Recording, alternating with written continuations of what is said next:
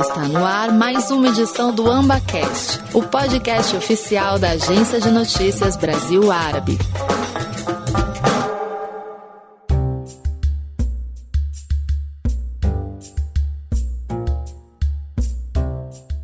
Olá, você está ouvindo mais um episódio do AmbaCast. Eu sou a jornalista Isaura Daniel e aqui falamos a respeito dos países árabes para você brasileiro. Hoje o nosso podcast será sobre o mercado halal. Entre os dias 6 e 8 de dezembro ocorreu o maior e o primeiro fórum sobre halal do Brasil, o Global Halal Brasil. Ele aconteceu de forma híbrida, com uma parte presencial em São Paulo e parte em plataforma pela internet, com palestrantes falando de várias partes do mundo. 3.000 pessoas participaram pela internet e presencialmente. A equipe da AMBA acompanhou todo o conteúdo desse fórum nesses 3 dias e nós sabemos que ele trouxe muitos insights para quem é interessado nesse mercado. Mostrou o que está acontecendo no mercado halal no mundo, como esse sistema funciona, as exigências, tendências, oportunidades. Foi muito rico, um grande debate do setor mesmo.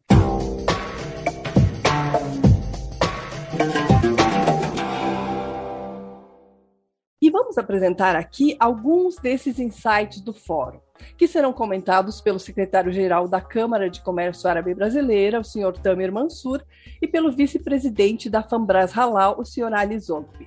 As duas entidades foram as promotoras do Fórum Global Halal Brasil. Bem-vindo, senhor Tamer e senhor Ali. Bem-vindo a todos, salam aleikum. Muito obrigado, Isaura, pelo convite. Sinceramente, foi algo que estava sendo planejado com a Fambras, liderada pelo senhor Mohamed Zogbi e o senhor Ali Zogbi.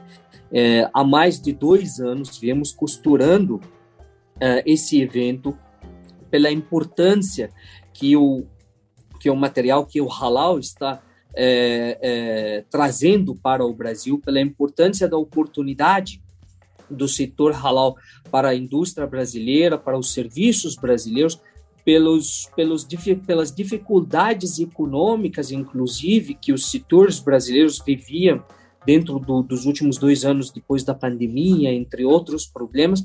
Tudo isso nos incentivou a ter a necessidade de realizar o primeiro Fórum Halal do Brasil este ano. E ele foi exatamente estudado e planejado para ser este ano, e inclusive para ser quase no final do ano, justamente para dar uma injeção do ânimo e conhecimento maior para as indústrias brasileiras e os stakeholders diferentes no Brasil, onde eles podem também começar a planejar suas vidas em torno dessa oportunidade que se chama halal. Que a paz esteja com todos, é um prazer enorme participar desse podcast, principalmente aqui do lado do Tamer.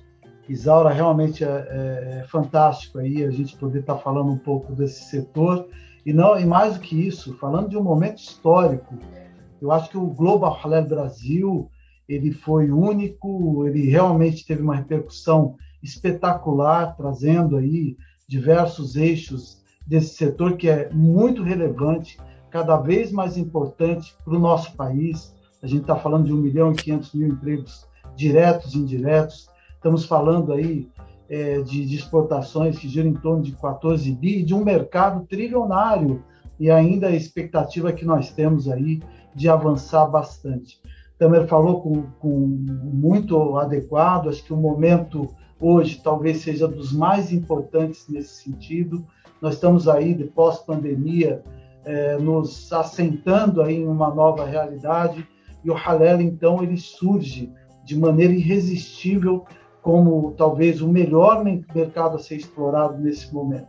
Estou aqui à disposição aí para conversar um pouco sobre o halal. Obrigada, senhora Ali, que bom. Os dois sempre participam aqui dos nossos podcasts, já são clientes antigos, né? E que bom, né, que o halal vem aí para agregar também para o Brasil, para a nossa economia que está precisando. E eu vou começar aqui falando um pouquinho com o senhor Ali. Na verdade, a gente, como reportagem da AMBA, acompanhou e tirou várias notícias, vários insights, e a gente vai tentar trazer um pouquinho disso aqui para essa nossa conversa, para vocês comentarem todas essas informações novas que surgiram. Senhor Ali, a gente sabe que o mercado halal é formado pelos produtos que foram feitos segundo os preceitos do Islã, não é? E que são, portanto, adequados para o consumo dos muçulmanos. O Brasil é um grande exportador de carne bovina e de aves produzidas dessa maneira, halal.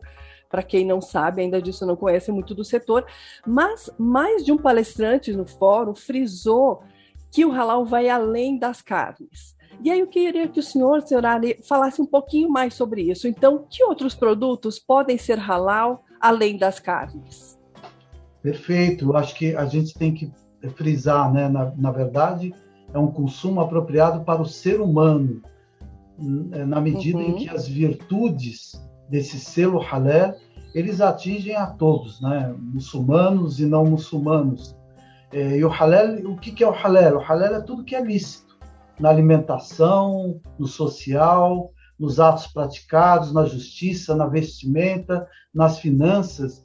A gente poderia resumir o halal falando que é um sistema baseado nos princípios e valores que beneficiem a sociedade. A gente pode imaginar hoje, se a gente puder falar desse mercado halal mundial, a gente pode falar de alimentos e bebidas, de moda, de mídia e recreação, de turismo, de fármacos, de cosméticos e de finanças.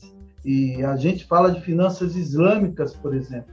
Para se ter uma ideia da magnitude disso, nós estamos falando hoje que o mercado halal mundial ele gira, em termos de alimentos e bebidas, de 1 trilhão, né?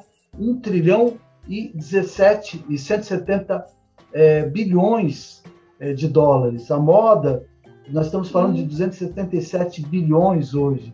A mídia, 222 bilhões. O turismo, 194 bilhões. Fármacos, 94. Cosméticos, 66 bilhões. E finanças, pasmem, 2 trilhões e 880 bilhões. Então, nós estamos falando de valores trilionários, né? A gente ainda está na casa dos bilhões aqui no Brasil, e as possibilidades do Brasil de alavancar, né, de evoluir para a área da moda, para a área do turismo, para a área das finanças islâmicas, são maravilhosas, né? A gente tem que, então, ter bastante atento com relação a esse mercado halal mundial. Legal, senhor Ali. Na verdade, existem muitas oportunidades, né, pelo que o senhor está falando. E agora eu gostaria de falar um pouquinho com o Tamer. Tamer, algo que se falou muito também durante o fórum foi de que o consumo de halal não se restringe aos países islâmicos. A gente, quando pensa halal, pensa muito em países de maioria islâmica ou os países árabes, com os quais na Câmara Árabe a gente lida muito. E um dos assuntos falados foi que o mercado halal vai além disso. Inclusive, o ex-presidente do Brasil, Michel Temer, que participou do fórum, falou sobre isso. Que outros mercados são esses, Tamer? Isa, primeiramente eu quero só deixar um registro referente às palavras do Sr. Ali, exatamente o que ele mencionou, e eu agrego um pouco mais pelos meus pequenos conhecimentos que o halal ele é um estilo de vida. Então, na realidade, você adota o halal conforme como um estilo da sua vida hoje. E aí, o halal não é mais uma questão apenas para religião islâmica ou para carne bovina ou para carne de aves. O halal hoje é para realmente se adaptar conforme o que você quer na sua vida. E por isso que o Sr. Ali mencionou a palavra lícito. Porque a palavra lícito para a comunidade ou para o consumidor hoje, ela vai muito além do que você consome, tá? Você dá um exemplo, claro, eu conheci, por coincidência total, pessoas dentro de um avião que leva 15 a 16 horas, que ele ficou sem nenhum tipo de alimentação, justamente porque ele próprio esqueceu de reservar seus alimentos halal. Então, ele optou por não comer, justamente para preservar o seu estilo de vida. E hoje, depois a sua pergunta, ela trata muito mais do halal além de fronteiras. Não existe mais halal para muçulmano, não existe mais halal para o árabe, existe mais halal para quem adota o estilo de vida. Então, claro que você tem uma comunidade islâmica que cresce muito, só que essa comunidade islâmica, ela cresce nos países árabes, ela cresce nos países islâmicos e ela cresce nos países que não são islâmicos, mas que têm comunidades muito fortes e que têm influências muito fortes e que têm poder de compra muito forte. Então, quando a gente pega alguns exemplos, você tem uma comunidade islâmica muito exigente na União Europeia, especialmente na Inglaterra, na França, na Bélgica e na Alemanha. É uma comunidade extremamente exigente em termos de que consome e em termos de como vive.